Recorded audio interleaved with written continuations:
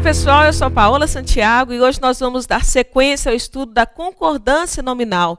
Nós vimos aí a concordância que nós fazemos com substantivos, adjetivos, numeral e vamos seguir aí com a concordância do predicativo e também dos pronomes de tratamento.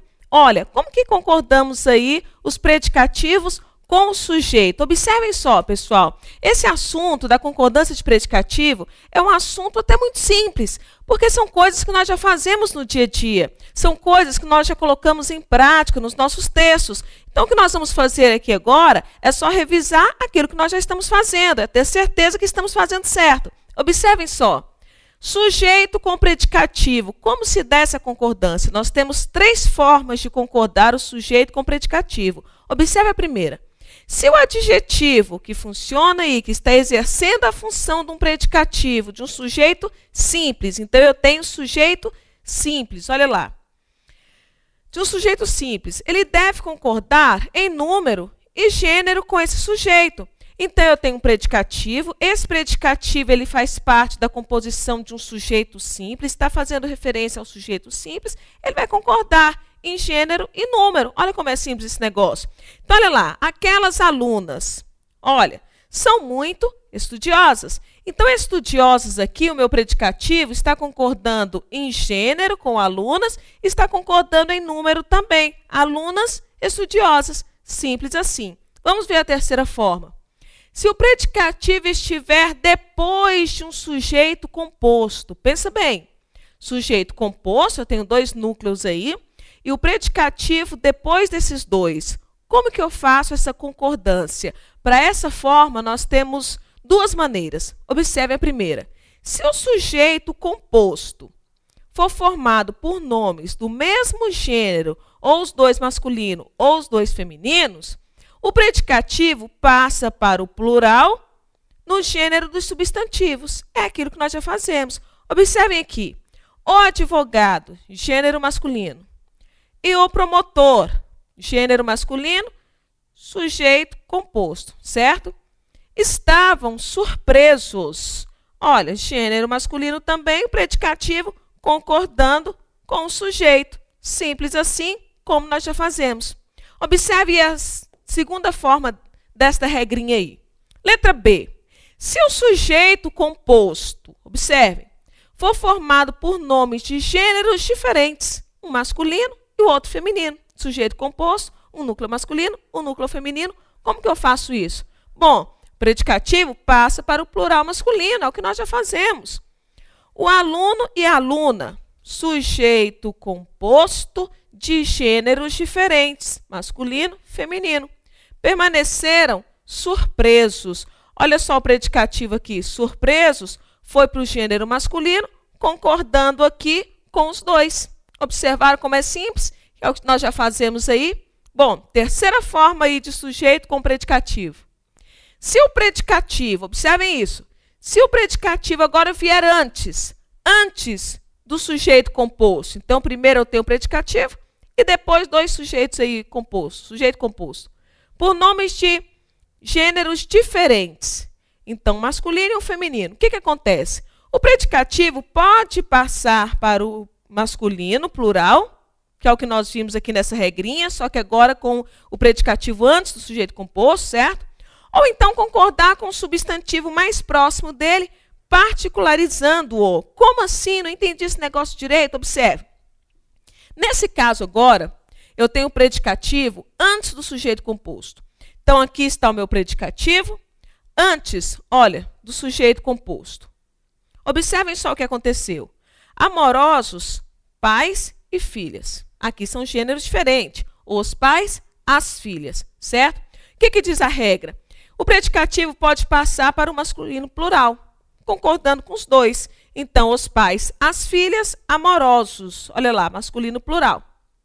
E também ele pode ficar concordando com o substantivo mais próximo, particularizando-o, tornando ele particularizado aí. Trágico filme e novela passaram na TV. Então, o filme, a novela, gênero diferente. Aqui eu concordei, olha, só com o primeiro. Estou particularizando somente esse primeiro.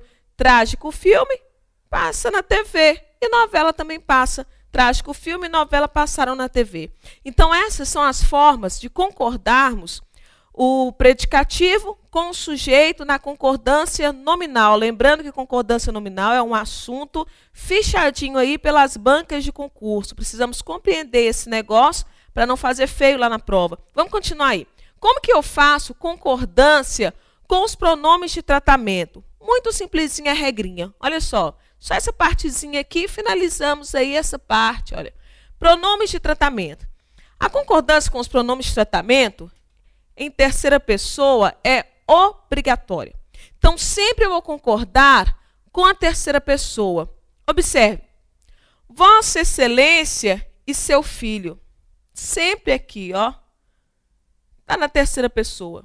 Vossa Excelência e seu filho. Vossa Excelência e suas filhas. E nunca tua. Lembrando que vossa, eu estou falando com a pessoa, né? Vossa Excelência, eu estou lá diante do governador, eu vou falar Vossa Excelência, estou diante dele. Então, pela nossa regrinha lá dos pronomes pessoais, lembram? Eu uso tua, teu, para me dirigir à segunda pessoa com quem eu falo. Porém, quando eu estou falando de pronome de tratamento, essa regrinha não existe. No pronome de tratamento, ao invés de eu usar o tua, o teu, que é de segunda pessoa, para me referir à pessoa com quem eu estou falando, eu vou usar o seu. Então, Vossa Excelência e seu filho, e não Vossa Excelência e teu filho. Ok? Concordância nominal. Vamos continuar aí. Agora nós vamos lembrar uns casos especiais nessa concordância. Vamos continuar. Olá, pessoal. Eu sou a Paola Santiago. Estamos na sequência da concordância nominal. Já vimos alguns casos de regrinhas de concordância e vamos lembrar agora os casos especiais. Aqueles casos especiais que geram em nós uma dúvida no momento de usar, no momento de empregar, ou no texto, ou até mesmo no dia a dia na fala. Observem só. Como que eu faço a concordância do é necessário, é preciso, é proibido e é bom? Nós temos duas formas aí, com um determinante e sem um determinante. Nessas duas formas, essas construções vão variar. Observem só. Não variam quando usadas com sujeito sem determinante. Se o meu sujeito não tiver um determinante, e geralmente esse determinante aí é um artigo, o que vai acontecer? Não vai variar. Observem só. É necessário uso de capacete. Nesse caso aqui, olha, essa construção é necessário, ela se manteve intacta, sem sofrer nenhuma variação. Então, é necessário, olha só, aqui eu não tenho nenhum determinante, se manteve sem variar. É preciso determinação para continuar? Da mesma forma, não variei. É proibido entrada de animais? É bom viver. Observem que essas construções, pessoal, por não haver um determinante logo depois delas, elas não sofrem variação. Agora, observe, se eu colocar um determinante, e nós vamos comparar com o determinante sem o determinante, para ver o que acontece nesse negócio. Concorda com o sujeito em gênero masculino e feminino, e em número singular e plural, quando este sujeito vier com determinante. Observem, é necessário, agora que mudou, olha, é necessário o quê? O que é necessário? Quem que é o sujeito dessa oração? A aprovação no concurso. Observem que o verbo já iniciou a oração. Esse verbo está deslocado em relação à nossa estrutura sintática da língua portuguesa. A nossa estrutura é sujeito, verbo e objeto, não é assim? O meu sujeito está lá atrás, a oração iniciou pelo verbo. Se fosse nessa sequência, seria aprovação no concurso é necessária. Então, aqui, olha, se eu tenho um determinante aqui, que é o meu artigo feminino, então essa construção vai concordar em gênero com o meu sujeito. Vai concordar aqui o sujeito feminino e aqui a minha construção também. Então, é necessária a aprovação. Se não tivesse o determinante, é necessário aprovação. Ficaria invariável. Seriam precisos muitos dias de estudo. Olha só a construção aqui, concordando com o sujeito. Observem. Se não tivesse aqui o determinante, o que teria aí? Se não tivesse esse determinante, é preciso dias de estudo. É proibida a entrada de animais. Olha o determinante aqui. Se não tivesse o determinante, para concordar aqui, olha, é proibido entrada de animais. É boa a vida. Aqui eu tenho o determinante. Ou então, é bom viver sem o determinante. Compreenderam como eu uso essas construções? Vamos ver mais algumas. Olha lá. Como que eu uso anexo, mesmo, obrigado, kit, próprio, incluso? Essa construção que é feita com mesmo, ela é muito complexa no sentido das pessoas usarem de forma inadequada a todo momento. Vamos observar. A solicitação segue anexa. No caso de anexo, eu vou concordar, olha só, com quem está aqui determinando ela. Quem que está seguindo a anexa? A solicitação. A solicitação é feminino, singular, anexa feminino, singular, para concordar. Mas os relatórios enviarei anexos. Por que anexos? Porque são os relatórios. Compreenderam? As alunas mesmas prepararam a festinha, enquanto os próprios alunos compraram as bebidas. Olha só, é muito comum nós observarmos por aí as pessoas usarem mesma, mesmo, em substituição ao substantivo. E isso é uma forma equivocadíssima, erradíssima. Se eu falo assim, olha, a coordenadora entrou na sala para dar um recado. A mesma disse que amanhã não haverá aula. Eu usei a mesma para substituir a coordenadora, para substituir este substantivo. Errado. Mesma, mesmo, não substitui substantivo. O que faz é reforçar. Então, a coordenadora entrou na sala há pouco. A coordenadora mesma deu o recado. Ela mesma deu o recado. Aí está certo. Então, usei mesma e mesmo para reforçar o substantivo e jamais para substituí-lo, ok?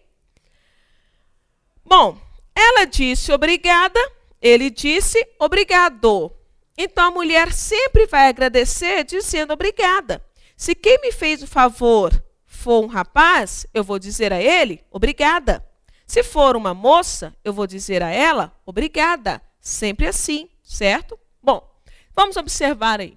Estou quite com a minha obrigação. Eu sozinha estou quite. Enquanto eles estão quites, ok? Envio inclusa a carta de solicitação. Enviarei inclusos os relatórios, mesma coisa do anexa, certo? Compreenderam aí o quanto isso é simples?